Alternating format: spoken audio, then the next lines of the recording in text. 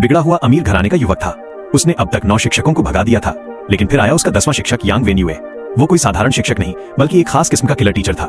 यांग वेन्युए ने पहली ही नजर में समझ लिया कि चेन वांगे और उसके दोस्त शिक्षकों को तंग करने के कौन कौन से हथकंडे अपनाते हैं, और उसने उन्हें बेहद आसानी से नाकाम कर दिया। उल्टा यांग वेन्युए ने उसे जोरदार सबक सिखा दिया। एक चाल नाकाम होने पर चेन वांगे ने दूसरी चाल चली। एक दिन यांग वेन्युए ने चेन वांगे को उसकी माँ की तस्वीर पकड़े देखा। तभी उसे एहसास हुआ कि उसकी माँ वही महिला थी जिसने कभी उसकी मदद की थी।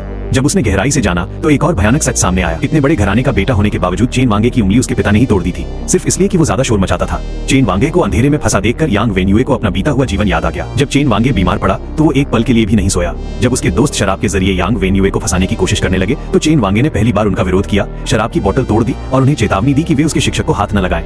जब उसके मन की बात पकड़ ली गई तो चेन वांगे ने जिद में कहा, वे मेरी गेमिंग में दखल दे रहे थे, मुझे आपकी कोई चिंता नहीं। जब उसे उसके सौतेले भाई ने तंग किया तो यांग वेन्युए बिना सोचे उसके सामने खड़ा हो गया। उसने जमीन पर घुटने टेककर सौतेले भाई से चेन वांगे और उसकी दिवंगत मां से माफी मंगवाई। लोग उसे ताना मारते थे, पढ़ाई में आगे नहीं बढ़ सकता तो बेकार है। यांग वेन्युए ने कहा, ताकि तुम्हें पता चले वे तुम्हारे सच्चे परिवार नहीं है।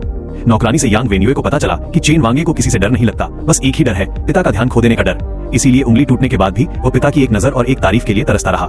यांग वेन्युए ने उससे कहा, अच्छे अंक लाओ, अपने पिता को दिखा दो कि सिर्फ तुम चेन वांगे इस विरासत के असली हकदार हो। 18 सालों में कभी किसी ने उसका जन्मदिन याद नहीं रखा, सिर्फ यांग वेन्युए ने।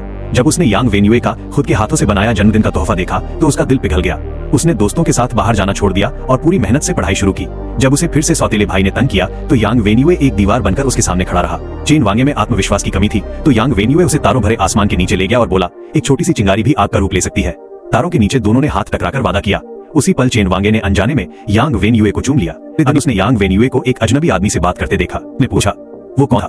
अजनबी। वो सवाल करना चाहता था लेकिन शब्द गले में अटक गए। परिणाम वाले दिन वो डर के मारे नजर उठाने की हिम्मत नहीं कर पा रहा था। तब यांग वेन्युए ने एक वाक्य कहा जिससे उसका आत्मविश्वास लौट आया। जहानाचार्य ने घोषणा की, प्रथम स्थान चेन वांगे। उसकी आंखों में आंसू आ गए।